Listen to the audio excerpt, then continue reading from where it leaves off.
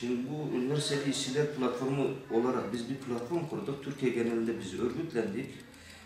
Kamu kuruluşlarında şu anda üniversite mezunu olan arkadaşlarımız, mesela yüksek lisans yapan, doktora yapan arkadaşlarımız var. Aynı üniversitede mezun olmamıza rağmen ama aynı eşit haklara sahip değiliz. Mesela tayin hakkımız yok. Ondan sonra imza yetkimiz yok.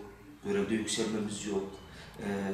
Eşit haklara sahip değiliz ama aynı üniversite mezunuyuz. Onun için dedik ki bu adaletsizliğin, bu şeyin ortadan kalkması için hükümetten talebimiz bunu bir kanun hükmünde kararnameyle mi, kanunla mı, nasılsa bunu düzeltip bizlere bir statü değişikliği. Biz herhangi bir kadro istemiyoruz. Yani bizim zaten var olan bir kadromuz var ve hükümete de artı bir külfetimiz yok.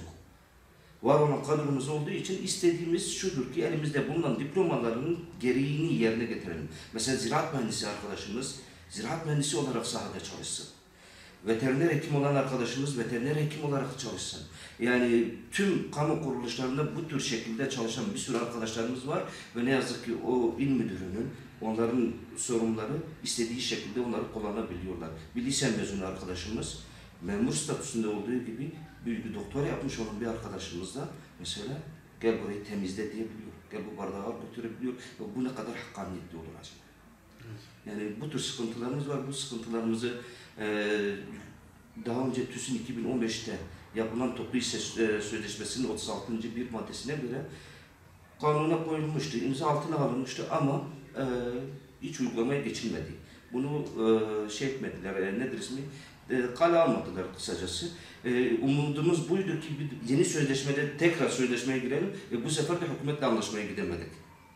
Yani onun için o sıkıntılarımız var. Bu sıkıntılarımızı dile getirmek için ulusal bazda, sosyal medyada devamlı hashtaglerimiz var.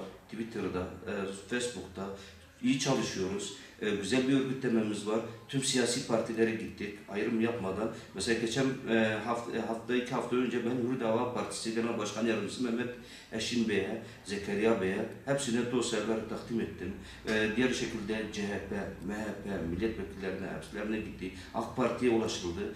Yani bizim burada sesimizin olabileceği herkese gittik. Gerçekten biz adil şartlarda iş yapamıyoruz. Tek temennimiz adil ve eşit şartlarda iş yapabilmek ve diplomalarımızın gereğini yerine getirebilmek.